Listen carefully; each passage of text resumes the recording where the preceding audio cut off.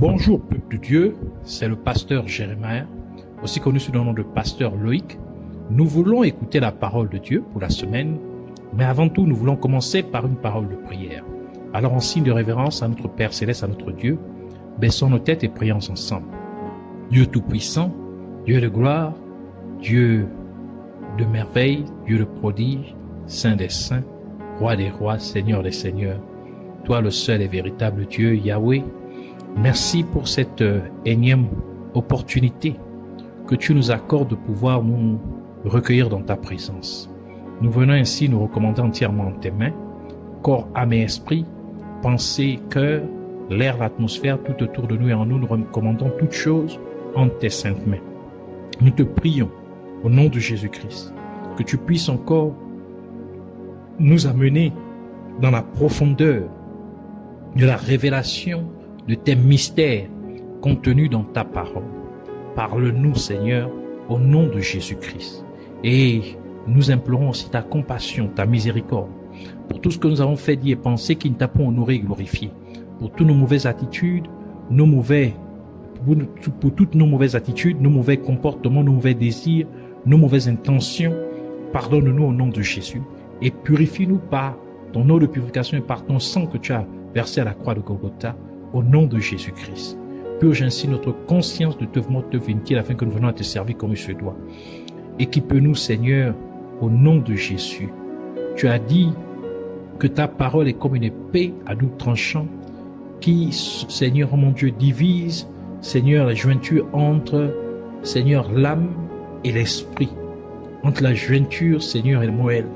Que, Seigneur, ta parole, Seigneur, qui sonde les cœurs, puisse sonder nos cœurs, puisse ôter, Seigneur, tout ce qui n'est pas approprié au nom de Jésus. Et qu'elle puisse, Seigneur, nous conduire, Seigneur, à toi, car tu es le chemin, la vie et la vérité, et tu es la parole de Dieu, Seigneur Jésus. Merci encore de le faire. Au nom de Jésus, nous opposons à tout esprit qui voudrait, Seigneur, nous empêcher de pouvoir, Seigneur, recevoir de toi en ce moment. Tout esprit qui voudrait dérober cette parole de toi, qui soit lié, chassé dans les abîmes de l'enfer, au nom de Jésus-Christ, nous prions ainsi. Amen.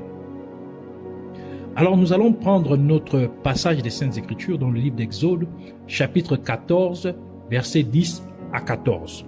Nous lisons ainsi la parole de Dieu dans Exode 14, chapitre 10 à 14, au nom de Jésus-Christ. Pharaon approchait, les enfants d'Israël levèrent les yeux, et voici, les Égyptiens étaient en marche derrière eux. Et les enfants d'Israël eurent une grande frayeur et crièrent à l'Éternel.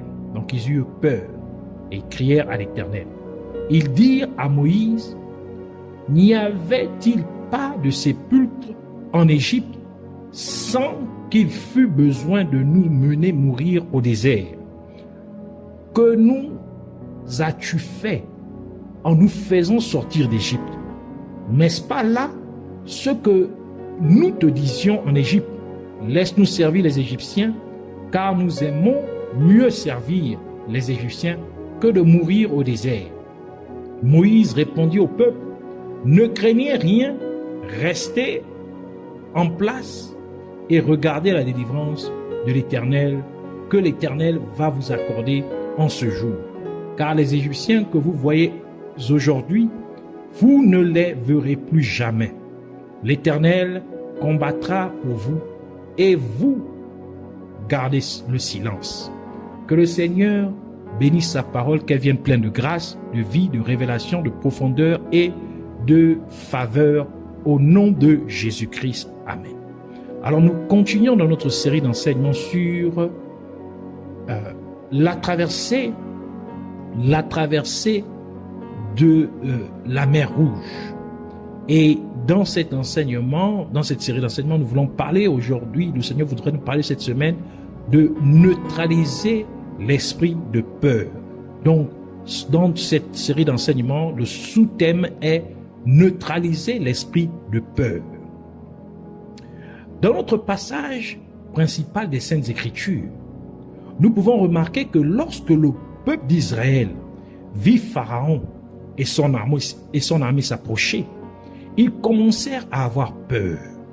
Ainsi, la peur s'installa dans le peuple d'Israël, non seulement parce qu'ils virent les Égyptiens venir contre eux, mais plus important encore, parce qu'ils devaient être impressionnés par le nombre de soldats avec lequel Pharaon arrivait, ainsi que par le nombre de chars dont disposait l'armée de Pharaon.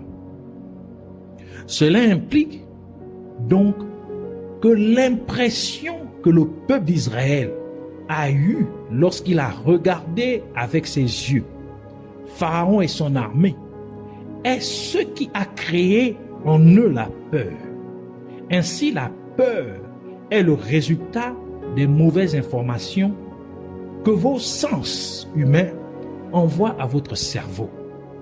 Et comme votre cerveau reçoit une information extrapolée, cela produirait de la peur dans tout votre être.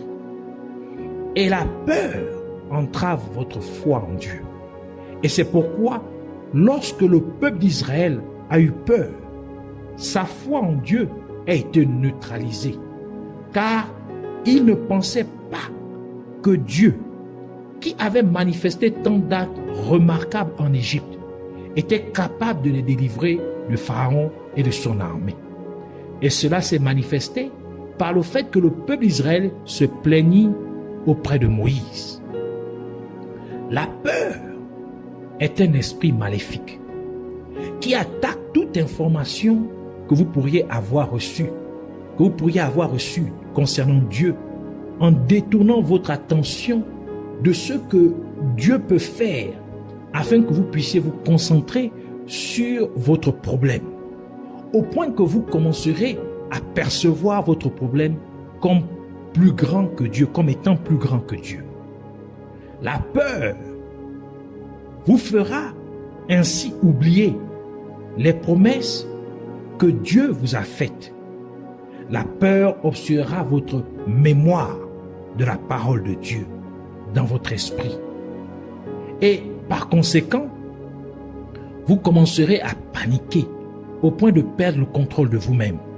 Et vous commencerez à vous précipiter sans logique appropriée lors de vos agissements et dans vos décisions. Il est donc important que lorsque vos sens entrent en contact avec quelque chose qui peut créer de la peur en vous, vous agissiez immédiatement en réprimandant l'esprit de peur au nom de Jésus-Christ. Vous devez chasser l'esprit de peur afin qu'il n'infecte pas négativement votre cœur avec de fausses informations.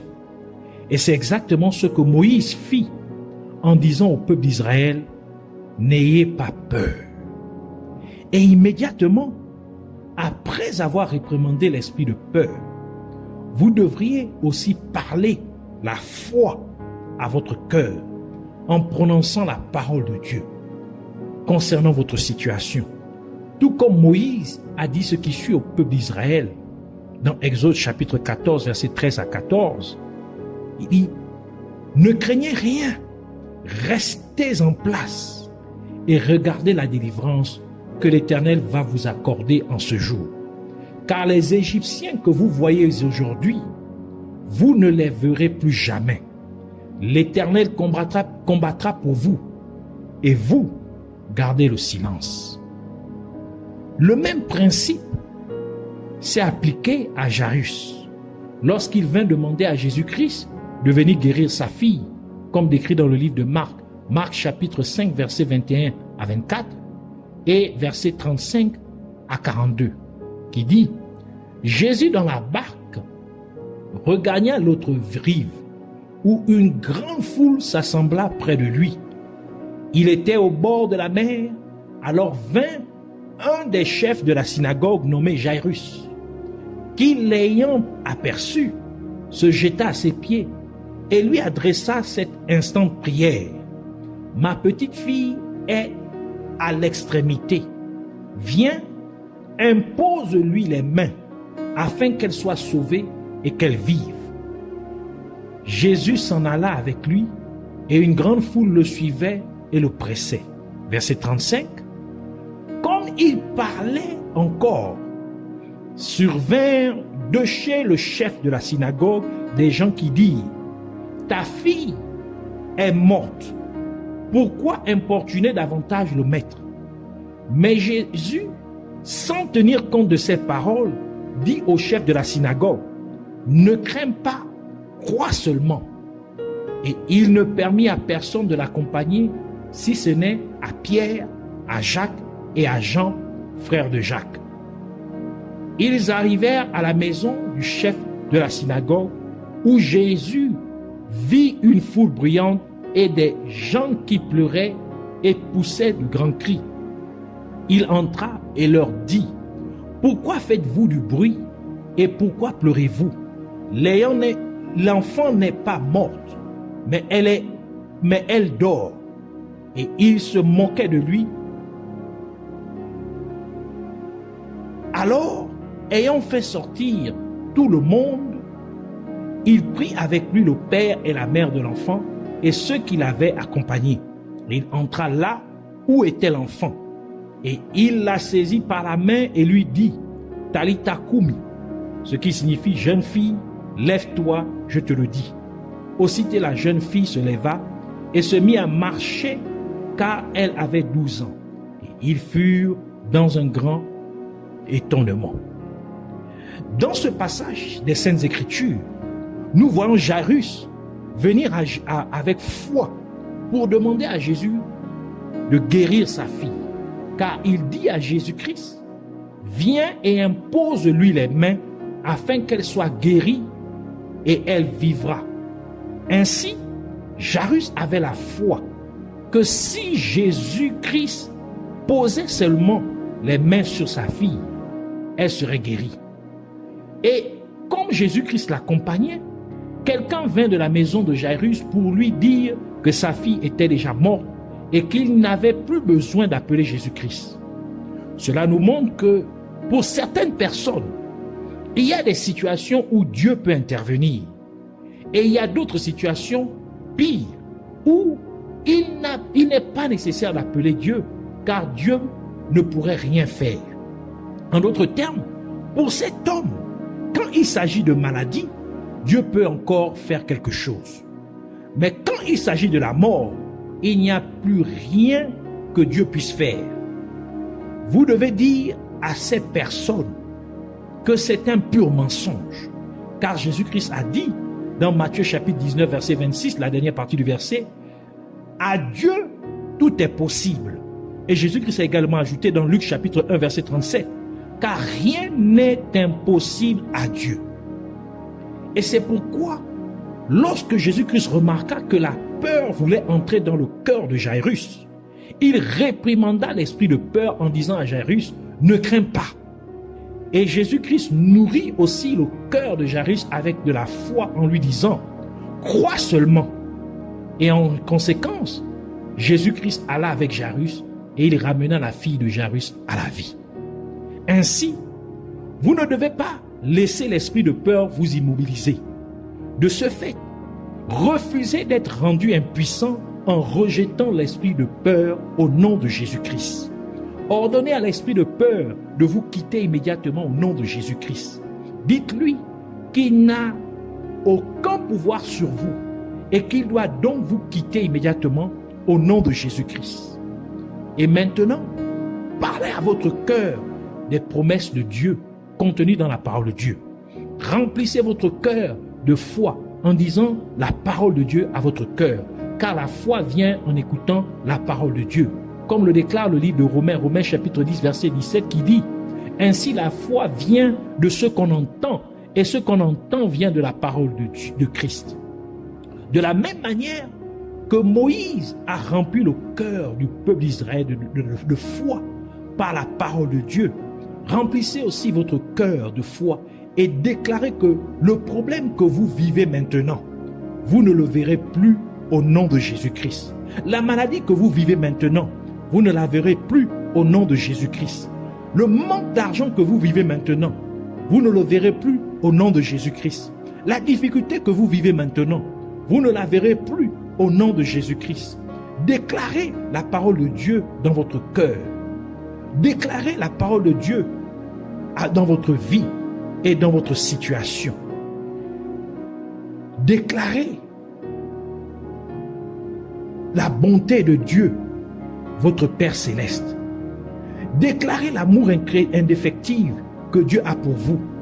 Déclarez la fidélité de Dieu dans votre vie.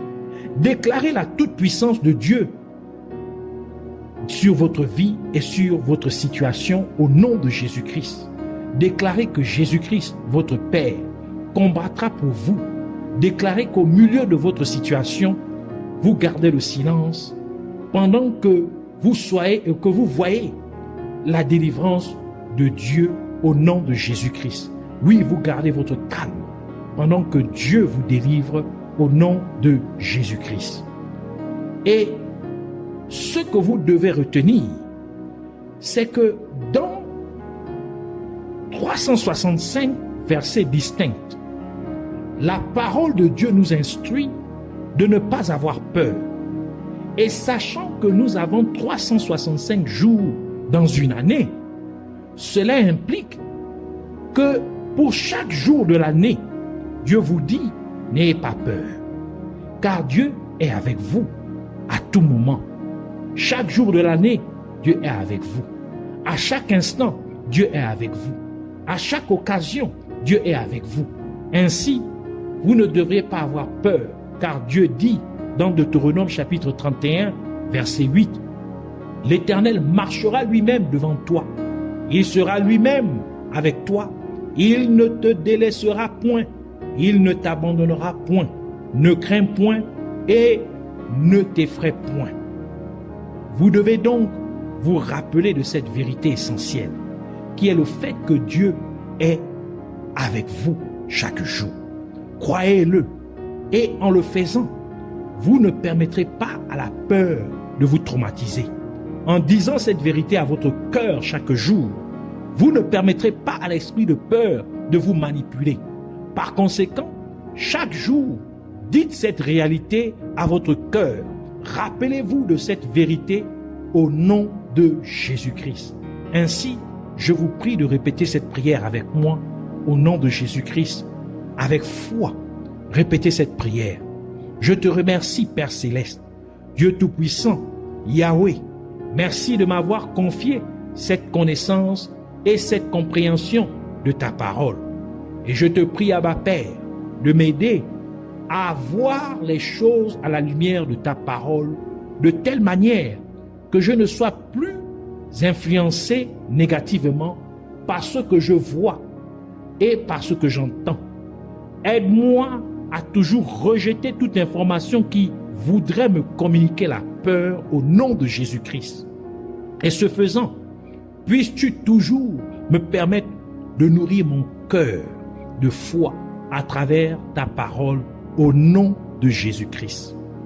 C'est pourquoi je prends autorité sur toi, esprit de peur, et je t'ordonne de quitter ma vie immédiatement, et une fois pour toutes, au nom de Jésus-Christ.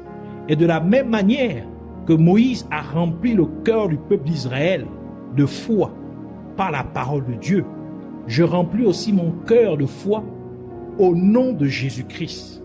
Et je déclare que le problème que je vis maintenant, je ne le verrai plus au nom de Jésus-Christ. La maladie que je vis maintenant, je ne la verrai plus au nom de Jésus-Christ. Le manque d'argent que je vis maintenant, je ne le verrai plus au nom de Jésus-Christ.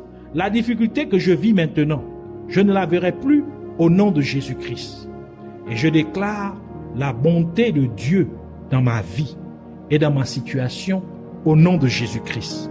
Je déclare l'amour infaillible de Dieu et je déclare que l'amour infaillible que Dieu a pour moi est évident dans ma vie au nom de Jésus-Christ. L'amour infaillible de Dieu est évident dans ma situation au nom de Jésus-Christ. Je déclare que la fidélité de Dieu est manifeste dans ma vie et dans ma situation au nom de Jésus-Christ. Je déclare que la toute-puissance de Dieu est manifeste dans ma vie et dans ma situation au nom de Jésus-Christ. Je déclare que Jésus-Christ, mon Père, combat pour moi. Je déclare qu'au milieu de ma situation, je reste calme pendant que je vois la délivrance de Dieu au nom de Jésus-Christ. Et parce que Jésus-Christ, mon Père, est toujours avec moi, je n'ai donc pas peur, car il dit qu'il ne me délaissera point et il ne m'abandonnera point. Et chaque jour, je dis ainsi cette réalité à mon cœur. Cette vérité est donc gravée dans mon cœur chaque jour de ma vie, au nom de Jésus-Christ. Je te remercie, Dieu glorieux, Père Tout-Puissant, le seul et véritable Dieu, Yahweh. Je te remercie, car cela est fait au nom de Jésus-Christ. Je te donne tout l'honneur et toute l'adoration pour toujours et à jamais, au nom de Jésus-Christ. Amen.